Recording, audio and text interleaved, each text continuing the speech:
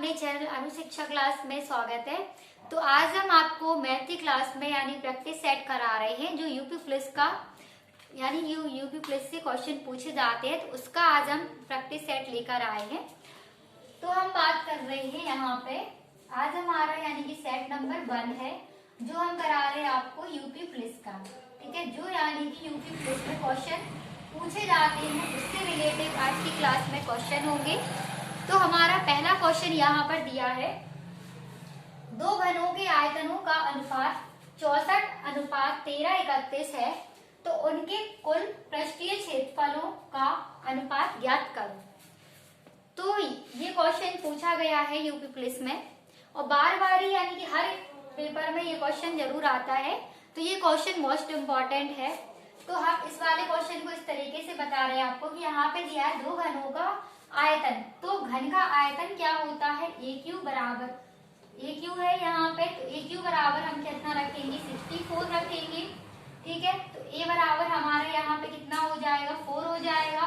क्यों? क्योंकि यहाँ पे 64 का अगर 3 बार आप लोग ऐसे गुणा करोगे यानी कि 4 का 3 बार गुणा करोगे तो कितना आएगा 64 आएगा। और ये क्या है घन है, तो कितना हो गया। ठीक है, यहाँ पे घन है तो यहाँ पे ये इस टाइप में रूट यानी कि क्यू हो जाएगा, तो कितना हो जाएगा यहाँ पे ए बराबर 4 हो जाएगा। ठीक है, अब हम रख रहे हैं यहाँ पे, फिर हमारा दूसरा दिया है 13:31, तो बी क्यू का मान रख लेंगे हम। बी क्यू का मान है 13:31, तो बी बराबर हम रख लेंगे 11। क्यों? क्योंकि यहाँ पे अगर 11 को आप लोग 3 बार गुणा करेंगे यानी 11 × 11 करेंगे तो 13:31 निकल के आएगा। अब हमें इसका ये बताना है कि इसका पृष्ठीय क्षेत्रफलों का अनुपात बताइए। अब पृष्ठीय क्षेत्रफल क्या होता है, यहाँ पे पृष्ठीय क्षेत्रफल हमारा होता है a² अपॉन में भी क्या हो जाएगा b², ये हमारा क्या होता है क्षेत्रफल। तो 4 है फिर 11 है, तो यहाँ पे हम क्या करेंगे b² है, यहाँ पे इस साइड गुणा हो जाएगा a/b हो जाएगा और इन दोनों में क्या हो जाएगा स्क्वायर पहुंच जाएगा, तो कितना हो जाएगा 4 गुणे में 4 11 गुणे में 11। ठीक है, तो a अनुपात b का मान कितना निकल आएगा हमारे पास 16:121। इस क्वेश्चन का आंसर हो जाएगा 16:121। तो जब भी आपके पेपर में इस टाइप से कोई भी क्वेश्चन आ जाए यानी घनों का अनुपात पूछे या फिर आपको मतलब यहाँ पे बेलन का आयतन भी पूछे और अनुपात में दिया हो, तब भी आपको क्या करना है, जब बेलन का आयतन पूछे तो बेलन के आयतन का फॉर्मूला लगा के क्वेश्चन को इस तरीके से ही करेंगे। तो ये था पहला क्वेश्चन। अब हम कर रहे हैं दूसरा क्वेश्चन। तो दूसरा क्वेश्चन हमारा दिया है एक रेजिस्टेंट के सिपाहियों को 10, 15 और 16 की पंक्तियों में खड़े होकर पूर्ण वर्ग बनाने होते हैं, तो सिपाहियों की न्यूनतम संख्या होगी। तो इसमें क्या पूछा है, सिपाहियों की न्यूनतम संख्या होगी। तो इस वाले क्वेश्चन को हम कर रहे हैं, तो यहाँ पे कितना दिया है 10, 15 और 20।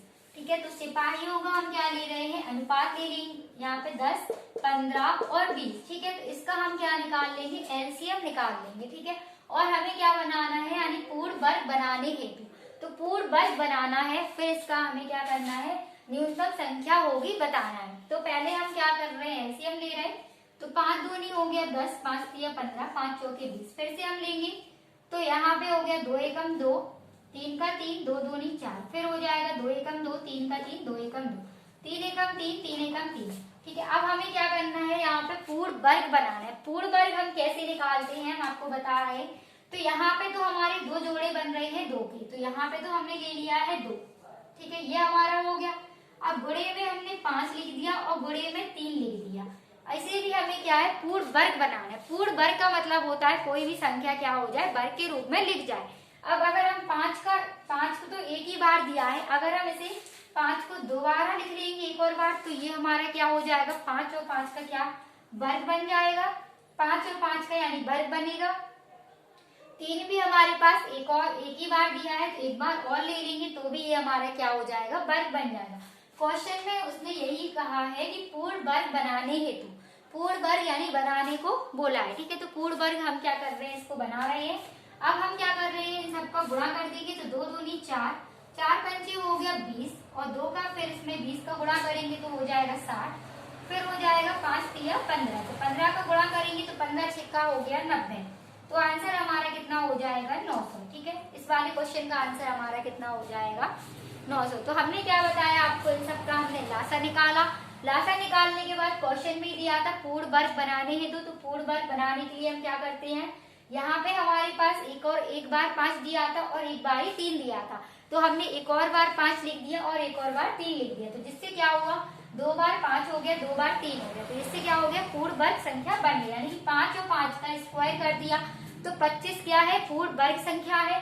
3 और 3 का स्क्वायर करेंगे तो 3 3 9 हो जाएगा और 2 का तो हमारे पास दिया ही था, तो 2 2 नहीं हो गया था 4। अब इन सब का गुणा किया तो आंसर आ गया 900। तो ये था दूसरा क्वेश्चन। अब हम कर रहे हैं तीसरा क्वेश्चन। तीसरा क्वेश्चन हमारा सरलीकरण से दिया है।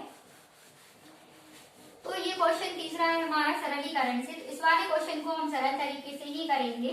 तो यहाँ पे दिया है 48 भाग फिर 12 गुणे में हो जाएगा 9/8, फिर दिया है गुणा 4/3 भागे 3/4 गुणा, यानी का मतलब भी क्या होता है, गुणा होता है। का लिखा है 2/3।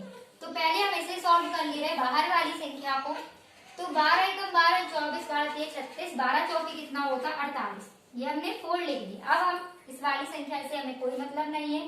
पहले हम क्या कर रहे हैं, इन दोनों को सॉल्व कर ले रहे हैं अलग से। ठीक है, तो अलग से हमने करा 3/4। का मतलब हमने आपको बताया है गुणा होता है 2/3। 3 से 3 कट जाएगा, ये 2 का भाग दे देंगे, 2 दूनी 4, 1/2 आ गया ये। ठीक है, इसे सॉल्व करने पे कितना आ गया 1/2। 1/2 हमने यहाँ लिख दिया। अब हमारे पास था भाग का साइन, तो भाग लिख दिया। 4/3 था तो यहाँ 4/3। अब हमें क्या करना होता है, यहाँ पे संख्या ये अंश है और ये है हर। तो अंश बटे हर को हम चेंज करने के लिए हर को ऊपर पहुंचा देते हैं, अंश को नीचे। अब हम चेंज क्यों कर रहे हैं, क्योंकि यहाँ पे भाग में है। जो संख्या भाग में है गुणे में चेंज करने के लिए अंश बटे हर को चेंज कर देती है। तो यहाँ 4/3 है, गुणे में कितना हो जाएगा 2/1 हो जाएगा।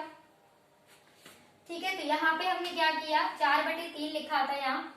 ठीक है, और यहाँ पे हमारा कितना निकला था, 3 से 3 कट गया था 1/2। ठीक है, तो ये तो हमारा कितना हो गया 8/3। ये तो हमने इतना सॉल्व कर लिया, 8/3 हो गया। अब हमारे पास बचा है फिर से, ये बचा है हमारे पास 9/8 गुणे फिर 4/3 को भी हमने यहाँ पे 4/3 था, इसे हमने सॉल्व करा था तो हमारा कितना आ गया था, ये हमने सॉल्व करने पे 1/2 आया था। फिर गुणे में यहाँ पे भाग था तो 4/3 था। तो हमने आपको बताया है यहाँ पे गुणे की संख्या कहाँ पहुंच जाती है, यानी कि 1/2 था ये, तो 2 ऊपर पहुंच गया और 3 हमारा नीचे, तो 4 दूनी हमारा 8 हो गया था। तो 8/3 हो गया।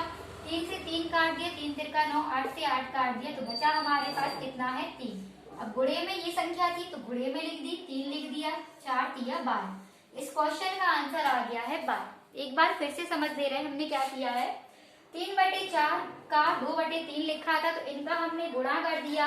तो यहाँ पे काटा पीटी हो रही थी तो हमने इसे काट दिया, 2 दूनी 4, 2 बार काट दिया, फिर 3 से 3 कट गया, 1/2 आ गया। अब 1/2 आ गया, फिर ये भाग का था तो हमने अंश बटे हर की संख्या यानी चेंज करिए, 4/3 लिखा था, भाग था तो गुणा कर दिया और 2 यहाँ लिख दिया और 1 यहाँ लिख दिया। ठीक है, तो इसका गुणा हो गया तो 8/3 हो गया। 8/3 हमने ये लिखा, 9/8 पहले से ही दिया था।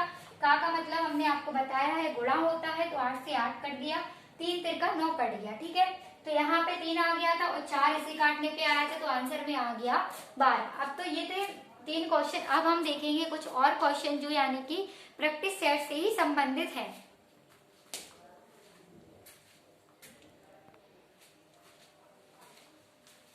अब हम देख रहे हैं चौथा क्वेश्चन। तो हमारा चौथा क्वेश्चन दिया है, किरण, सहयोग और नर्मदा की उम्रों का योग 93 वर्ष है।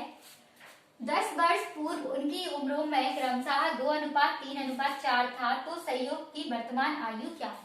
तो सहयोग की वर्तमान आयु बतानी है हमें। तो क्या करना है, यहाँ पे था किरण, सहयोग और नर्मदा।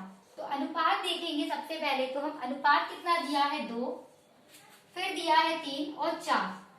तो किरण का हो गया 2 और सहयोग का हो गया 3, नर्मदा का हो गया 4। ठीक है, अब दिया है 10 वर्ष पूर्व। 10 वर्ष पूर्व मतलब पहले। ठीक है, तो यहाँ पे हो गया 2x प्लस का 10 हो जाएगा, फिर 3x प्लस का 10 हो जाएगा, 4x प्लस का 10। 10 क्यों कर रहे हैं प्लस में, क्योंकि यहाँ पे पहले आयु दी है। ठीक है, अब हमें क्या है योग दिया है, इस वजह से हम क्या कर रहे हैं सबका प्लस कर रहे हैं और पहले दी है हमारे पास आयु, ठीक है, 10 वर्ष पहले। और कितना दिया है, योग कितना है 93, तो योग हो गया हमारा 93, इन सबका योग कितना हो गया 93।